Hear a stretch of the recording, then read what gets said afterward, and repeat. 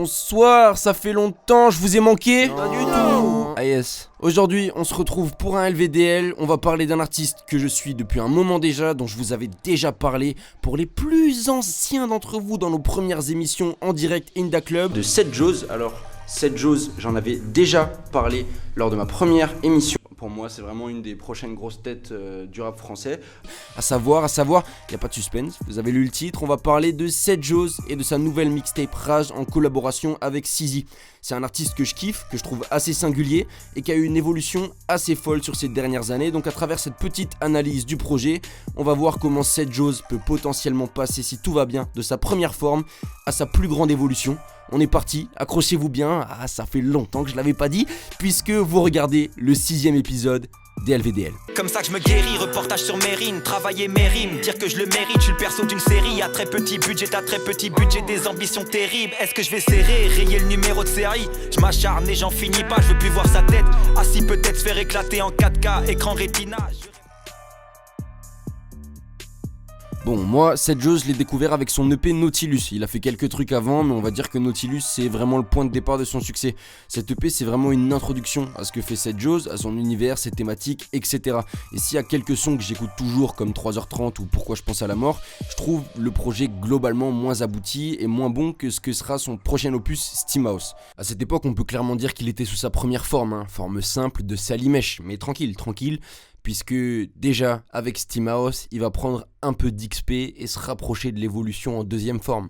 Steam House, c'est pour moi sa vraie carte de visite, beaucoup plus aboutie, qui nous met sur la piste de ce qu'il va faire, avec plus d'autotune, une meilleure maîtrise de sa voix et un spectre musical beaucoup plus large. Il y a quelques bangers que j'écoute encore souvent, comme BNB, Stanley, Terminal, Steam House, Présage, enfin tout l'EP quoi. Nautilus c'était l'intro, je te mets une claque dans tes intras, un projet écrit en un mois, dis-toi c'est un mois.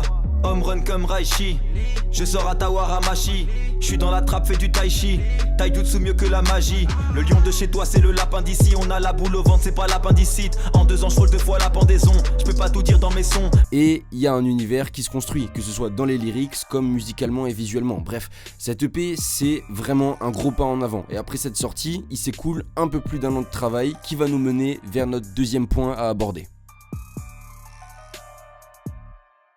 Après Steam House qui a relativement bien marché avec des gros scores sur YouTube et pas mal de streams, c'est une mixtape en commun avec Sizi qui se prépare, qui est un des beatmakers les plus en vue dans le paysage francophone. Il y avait de quoi être hype et personnellement je me demandais vraiment si ça allait continuer dans le même délire, ce qui était possible au vu des prods qui venaient de livrer sur Xe de Vald, qui était en majorité quand même très vénère, ou s'ils allaient chercher à évoluer musicalement. Rage, ça constituait la dernière étape avant l'album, ils ont donc penché vers le deuxième choix, aller chercher encore plus loin pour se diversifier encore plus, sortir de l'image de gros kickers trap en allant chercher d'autres couleurs musicales et pas se cantonner qu'à une recette surusée par le temps et les projets. Des morceaux comme Stanley, c'est lourd, mais si t'en fais 5 par projet, en vrai ça perd de son impact et on se lasse vite. Donc on va maintenant s'intéresser à ce changement qui est surtout marqué par ce qui fera notre 3e point, à savoir la couleur musicale du projet. Pour Rage, on a donc eu le droit à une grosse évolution musicale, ce qui était sûrement le but du projet, et qui était au final pas une surprise au vu des sons qu'il a drop entre les deux projets, comme Regarde-Ly ou Ressuscité, etc.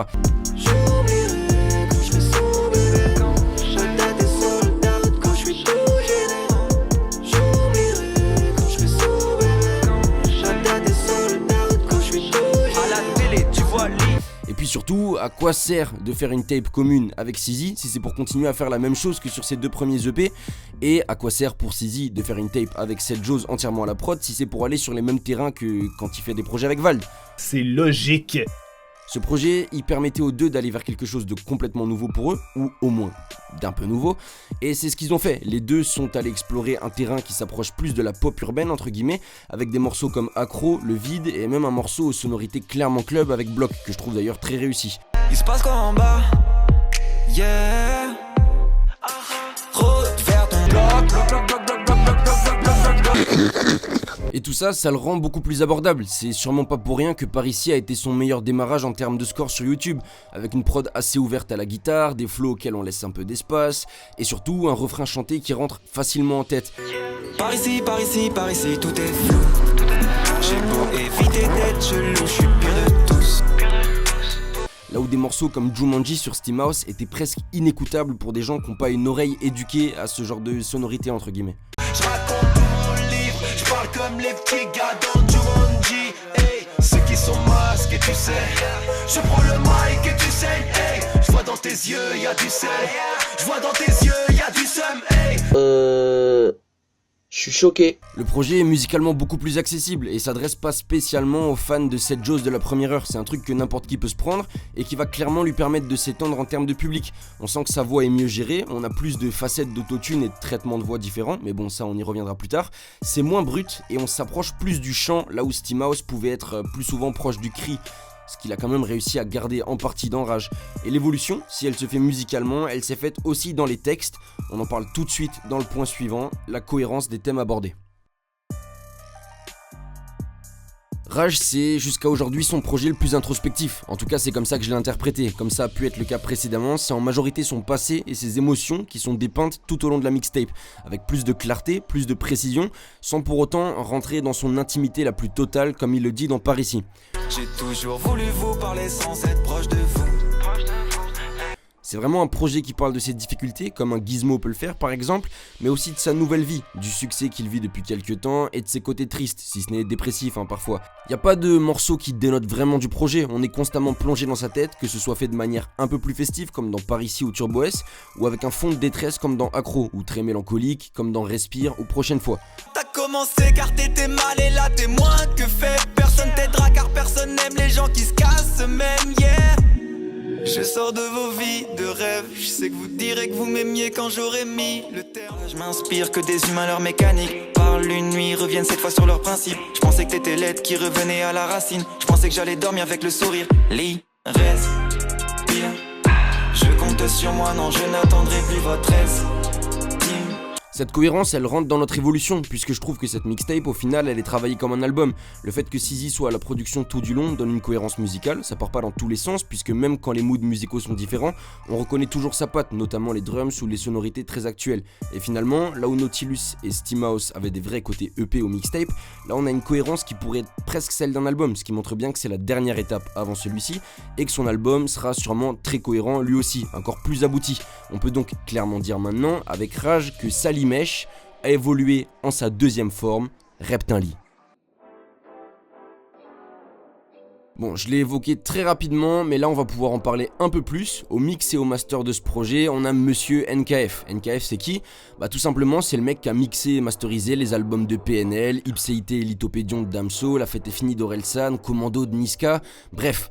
Le mix et le mastering, c'est vraiment quelque chose qui va faire la différence sur un projet, c'est la manière dont la voix est traitée, comment elle sort, quels effets tu mets dessus, etc.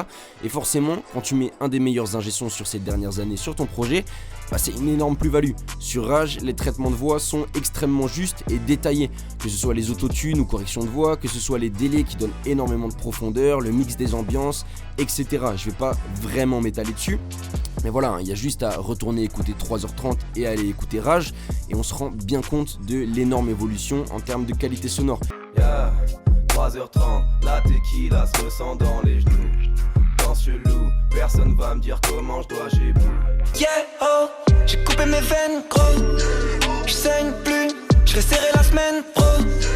Je n'ai que ça, je peux pas vous donner d'amour. Vous tiriez vos premières tafs, je sentais son dernier souffle. Notif sur mon phone, ouais, je suis à fond. Tous vos rires sont faux, ouais. C'est tout ce que je sens. Un chien dans la fourrière, c'est tout ce que je ressens. Chien seul dans la forêt. Et ça donne beaucoup plus d'impact à cette mixtape, et c'est un point à vraiment pas négliger, puisque sans ce mix là, je sais pas si la mixtape aurait été d'une telle qualité.